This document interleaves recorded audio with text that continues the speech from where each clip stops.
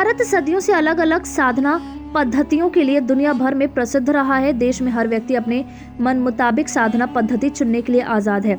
कुछ लोग मांत्रिक साधना करते हैं तो कुछ लोग तांत्रिक साधना को अपनाते हैं। देश में कहीं साधु सन्यासी मिलेंगे तो कहीं काले जादू के जानकार, कहीं अघोरी बाबा मिलेंगे तो कहीं नागा साधु।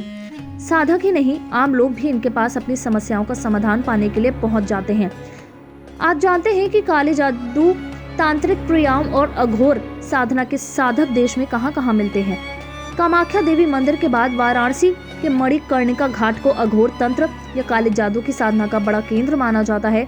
मणिकर्णिका घाट पर साधना में जुटे कई अघोरी बाबा आपको आसानी से दिख जाएंगे। कहा जाता है कि वे अपनी साधना के दौरान शवों को खाते हैं, खोपड़ी में पानी पीते हैं। माना जाता है कि इससे उनकी शक्तियों में तेजी से इजाफा होता है। मणिकर्णिका घाट पर गुप्त रूप से काला जादू भी किया जाता है। बता दें कि भारत में काले जादू की क्रियाएं करने पर पूरी तरह से पाबंदी है, फिर भी लोग समस्याओं से निजात पाने को इसका सहारा लेते हैं। मणिकर्णिका घाट के बाद ओडिशा के कुशाभद्र नदी के घाटों पर अक्सर इंसानी खोपड़ियों और दूसरे अंगों की हड्डियां मिल जाती हैं। दरअसल कुशाभद्र नदी के सुनसान पड़े घाटों पर सबसे ज्यादा काला जादू किया जाता है।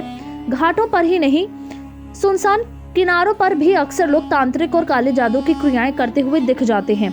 बनारस के मणिकर्णिका घाट की ही तरह कोलकाता का निमतला घाट भी काले जादू के लिए पहचाना जाता है। यहाँ भी शमशान घाट पर अंतिम संस्कार किया जाता है। बताया जाता है कि पूरी तरह से सन्नाटा होने के बाद आधी रात को अघोरी साधनाएं करने वाले लोग निमतला घाट पर आते हैं और जल रहे शवों का मांस खाते हैं।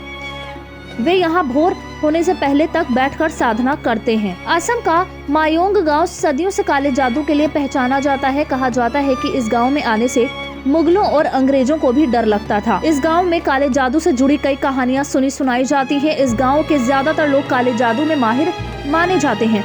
गांव के लोगों का मानना है कि उन्हें काले जादू की शक्ति वरदान में मिली है और सदियों से एक से दूसरे में चलती आ रही है।